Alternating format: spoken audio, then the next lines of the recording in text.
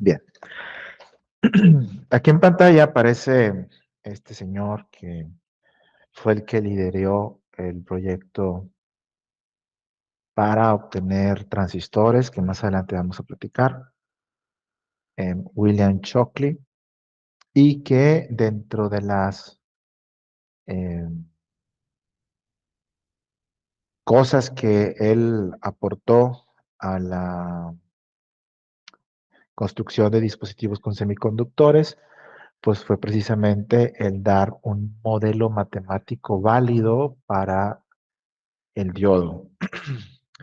Modelo matemático, ¿qué entendemos por modelo matemático? Bueno, cuando hablamos de un modelo matemático nos referimos a lo siguiente. Nos referimos a eh, una o más ecuaciones que permitan describir cómo funciona un dispositivo o cómo funciona un sistema o un circuito o una máquina, lo que sea, ¿no? Entonces, digamos que nos permite explicar con bastante precisión, eh, con toda el rigor y la disciplina de unas ecuaciones, cómo funciona un sistema. Lo normal es que estos modelos matemáticos estén dados por ecuaciones diferenciales o ecuaciones algebraicas, cualquiera de las dos cosas. Afortunadamente, para el caso de el diodo y el caso de la electrónica, pues se tratan de ecuaciones algebraicas. Y precisamente la ecuación que está aquí abajo, en el centro, es la ecuación de una unión de un material tipo P con un material tipo N. Cualquier unión entre un material tipo P y un material tipo N, la relación que hay entre ellos en voltajes y corrientes se puede dar por esta fórmula. Así que es una fórmula bastante importante. Ok. En esta fórmula aparecen algunos parámetros. ¿Qué significan cada uno de ellos? Bueno, la ID que está del lado izquierdo, esta que está aquí, pues es la corriente que pasa por el diodo, en este caso, corriente que pasa por el diodo.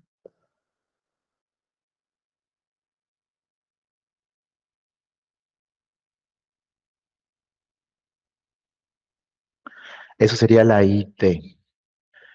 La IS, esta es la corriente de saturación inversa. Corriente, saturación inversa.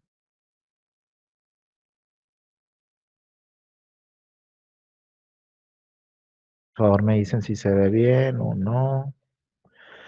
Esta corriente platicamos que se produce cuando queda en polarización, pues inversa, y también dijimos que era muy pequeña.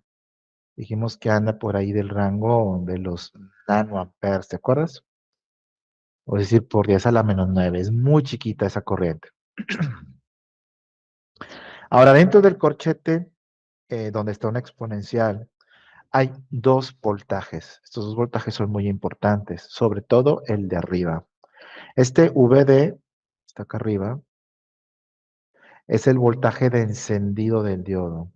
Voltaje de encendido del diodo. Que como dijimos, varía según el material con el que esté construido.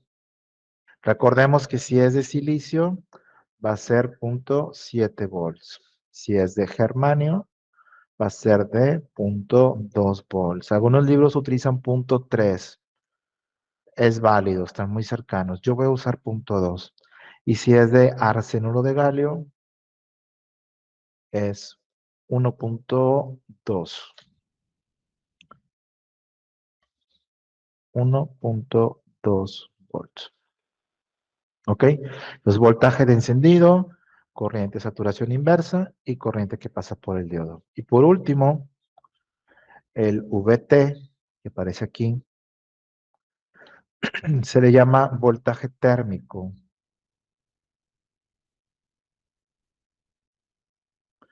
Voltaje térmico. Y esto tiene que ver con la temperatura a la que esté operando el diodo. Y es que la temperatura tiene que ver en las propiedades que tiene el material. Entonces, cuando hablamos de temperatura ambiente, pues nos estamos refiriendo a temperaturas en torno a los 24 grados, ¿no? Si está en esa temperatura, este nivel de voltaje que se produciría en el diodo solamente por la temperatura, estaríamos hablando de 26 milivolts. Voltaje subíndice T, 26 milivolts. ¿Lo tiene? Esto es una constante.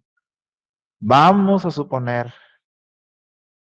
bueno, que Monterrey estuviera siempre a 24 grados, ¿no? Cosa que no es posible, pero vamos a suponer que lo tuviéramos enclimado a 24 grados, entonces siempre serían 26 milivolts, ¿ok?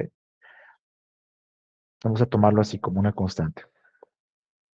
Bien, con esa ecuación, que es el modelo matemático de una unión PN, y en consecuencia de un diodo, porque recuerda que un diodo dijimos, pues un diodo es una unión de un material tipo P y un material tipo N, ¿no? Si tú unes un material tipo P y un material tipo N, te da un diodo.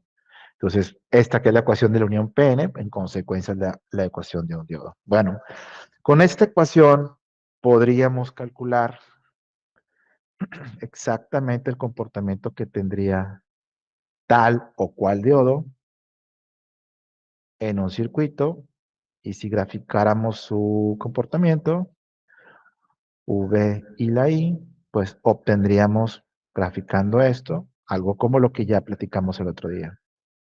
Algo así.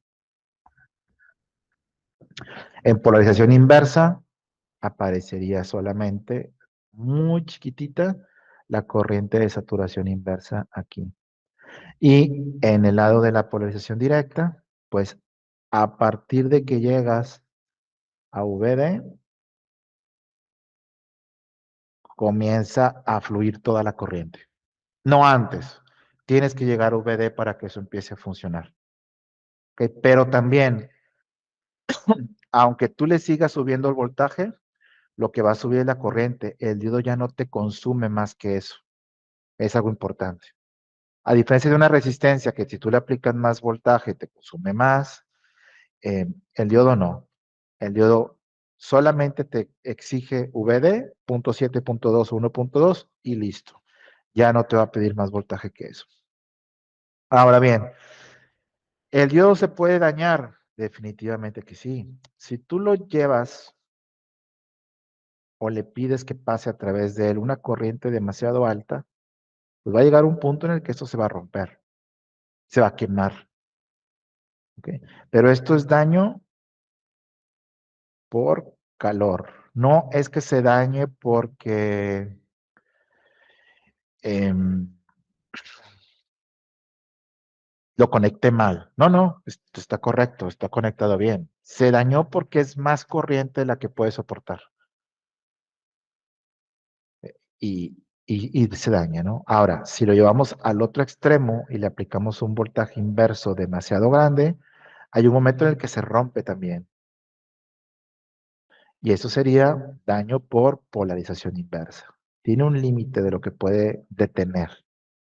Daño por polarización inversa. Entonces, si nosotros queremos colocar un diodo en un circuito, o necesitamos hacerlo, es importante que nos aseguremos de que ese diodo va a estar trabajando en una zona donde pueda soportarlo, ¿no? Donde no se le vayan a pedir corrientes o voltajes que lo puedan dañar. Me refiero a que entonces lo mantengamos operando en este rango, en un rango donde pueda hacer su trabajo correctamente, sin dañarse, ¿no? Y para eso sirve el analizar la ecuación y el analizar el circuito. Determinar qué características debe de tener un componente para evitar que se dañe. Me refiero a su voltaje, su corriente, se le llama dimensionarlo. Dimensionar, es decir, establecer cuánto voltaje tiene que soportar, cuánta corriente tiene que poder soportar. Ahora, si en un circuito yo calculo, digamos, pues hago el análisis de un circuito y me encuentro con que mi diodo está trabajando aquí, en ese punto. Bueno, a esto se le llama punto de operación, es decir, tiene un cierto voltaje y tiene una cierta corriente y se identifica con la letra Q, punto de operación. Entonces, el punto de operación se refiere al voltaje y a la corriente con la que está trabajando el diodo o el transistor o lo que sea. ¿Ok? Voltaje y corriente. Si te dicen, calcúlame el punto de operación, bueno, te están pidiendo que calcules el voltaje y la corriente. ¿Vale? No, lo que se hace es escogerlo de manera que aguante. Si Ah, yo ok. sé que va a pasar ahí 3 amperes, pues yo escojo un diodo que aguante los 3 amperes. Lo que es un error es colocar un diodo que si hubieras analizado el circuito, te hubieras dado cuenta que se iba a quemar, ¿me explico? Ese sí es un error. Perfecto, la N es un coeficiente em, empírico, se le llama constante de linealidad, la N. Y usualmente se utiliza nada más el valor 1.